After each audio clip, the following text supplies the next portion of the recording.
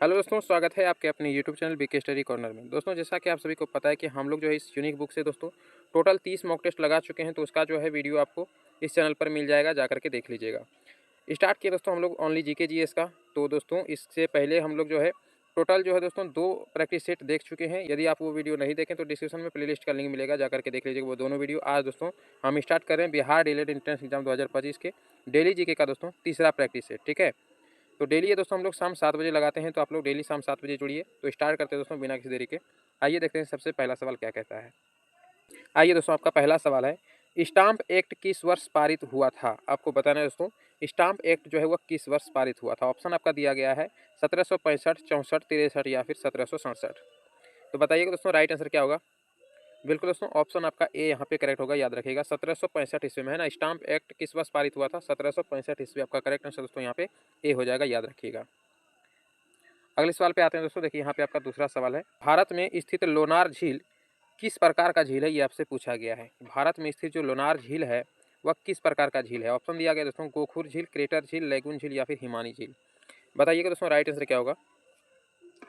बिल्कुल दोस्तों, ऑप्शन आपका यहाँ पे बी करेक्ट होगा, याद रखिए क्रेटर झील। ठीक है, भारत में स्थित जो लोनार झील है वह एक क्रेटर झील है। ठीक है दोस्तों, तो ऑप्शन यहाँ पे आपका बी करेक्ट हो जाएगा, याद रखिएगा।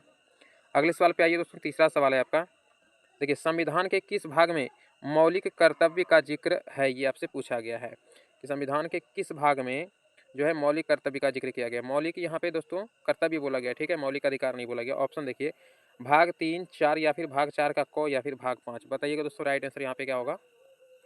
बिल्कुल दोस्तों, ऑप्शन यहाँ पे आपका सी करेक्ट होगा, भाग 4 के क में है ना दोस्तों। मौलिक कर्तव्य का जिक्र कहाँ मिलता है हमारे संविधान में दोस्तों? भाग 4 के क में। तो ऑप्शन यहाँ पे दोस्तों आपका सी करेक्ट होगा, याद रखिएगा।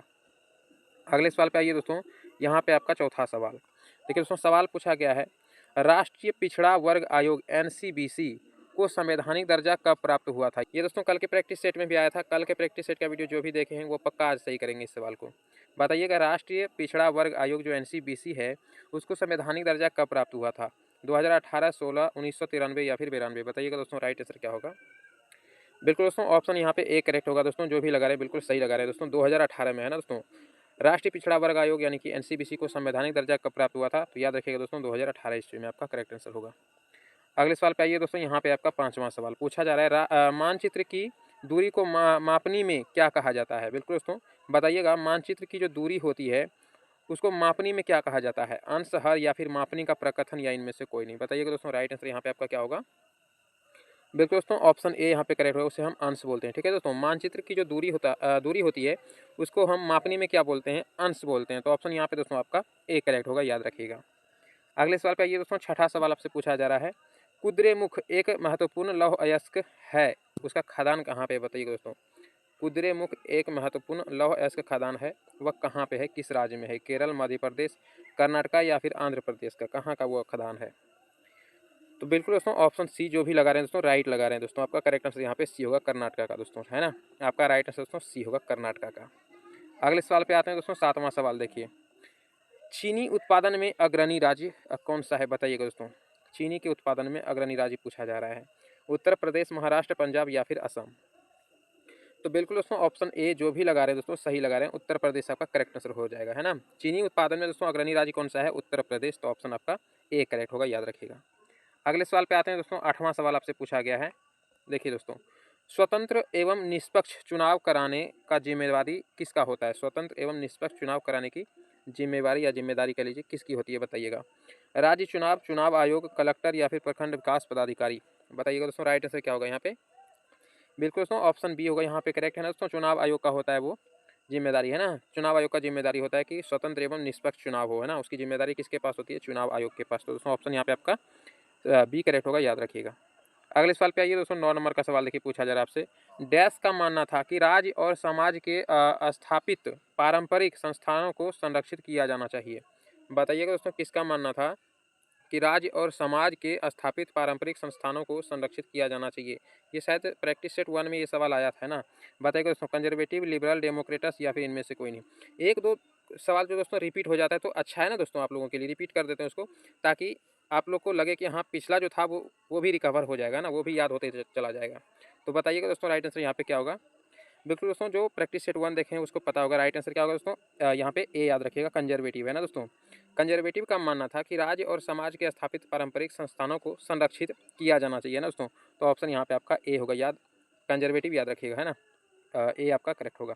अगले सवाल पे ये दोस्तों 10 नंबर का सवाल देखिए, पूछा गया आपसे जून 1992 में पहले अंतर्राष्ट्रीय पृथ्वी शिखर सम्मेलन, बताइएगा दोस्तों।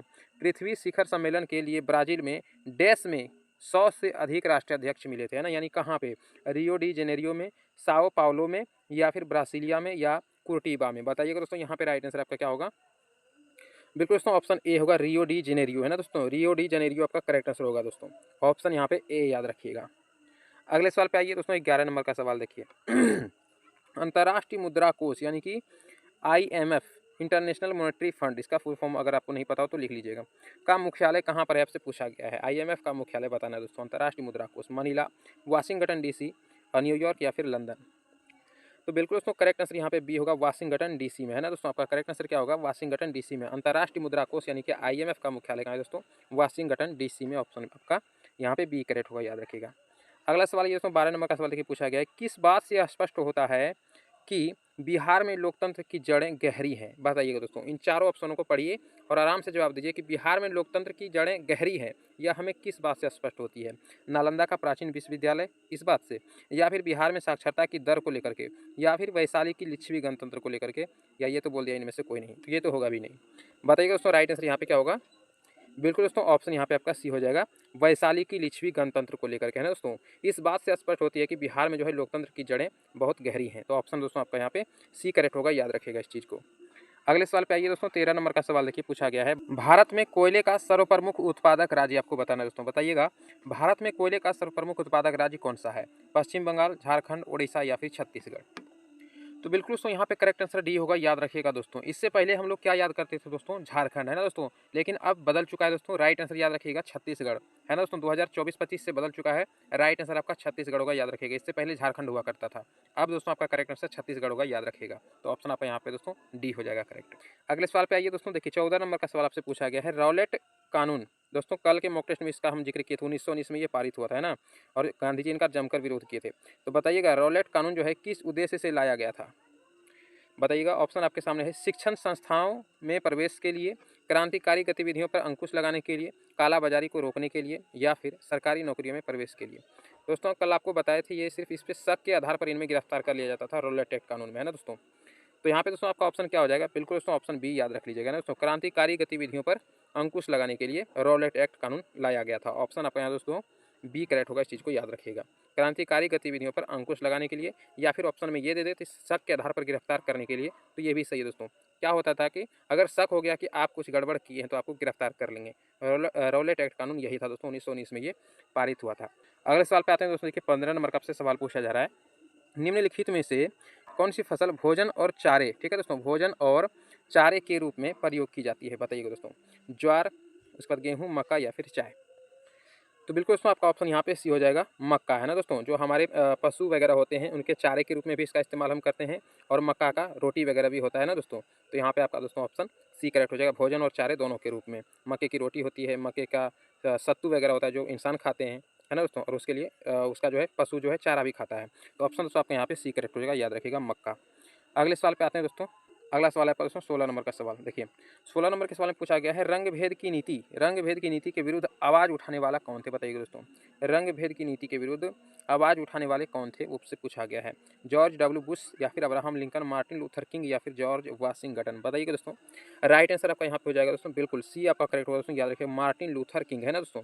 मार्टिन लूथर किंग जो थे रंग भेद की नीति के विरुद्ध आवाज़ उठाने वाले व्यक्ति थे दोस्तों। ऑप्शन यहाँ पे आपका सी करेक्ट होगा, याद रखिएगा। अगले सवाल पे आइए दोस्तों 17 नंबर का सवाल देखिए, इनमें कौन कोल विद्रोह में शामिल था, बताइएगा दोस्तों। कोल विद्रोह में शामिल इनमें से कौन था, रानी शिरोमणि, चूड़ामन राय, बुद्धो भगत या फिर भैरव। तो बिल्कुल दोस्तों यहाँ पे करेक्ट आंसर क्या हो जाएगा दोस्तों, ऑप्शन सी याद रखिएगा, बुद्धो भगत, है ना दोस्तों। इनमें से जो है बुद्धो भगत जो ऐसे थे दोस्तों जो कोल विद्रोह में शामिल था। तो ऑप्शन दोस्तों आपका सी करेक्ट होगा, याद रखिएगा, बुद्धो भगत कोल विद्रोह से संबंधित थे। अगले सवाल पे आइए दोस्तों 18 नंबर का सवाल आपसे पूछा गया है, विश्व की कितनी प्रतिशत जनसंख्या, क्या पूछा गया दोस्तों, विश्व की कितनी प्रतिशत जनसंख्या जो है भारत में रहती है।